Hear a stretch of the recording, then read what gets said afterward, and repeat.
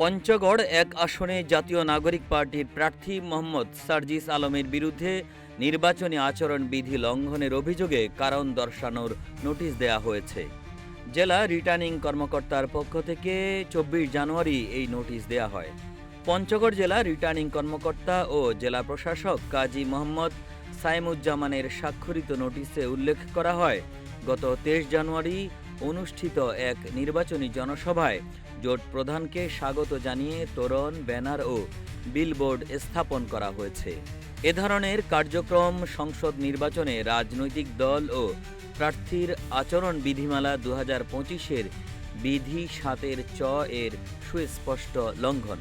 নোটিশে আরও উল্লেখ করা হয়, রিটার্নিং কর্মকর্তার নিষেধাজ্ঞা সত্ত্বেও পঞ্চগড় চিনিকল মাঠে অনুষ্ঠিত জোটের জনসভায় ৩টি তোরণ নির্মাণ করা হয়, যা আচরণ বিধিমালার পরিপন্থী।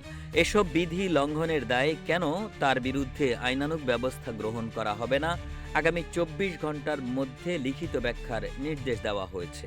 নোটিশে উল্লেখ করা হয়, নির্ধারিত সময়ের মধ্যে জবাব না দিলে আইন অনুযায়ী প্রয়োজনীয় ব্যবস্থা নেওয়া হবে।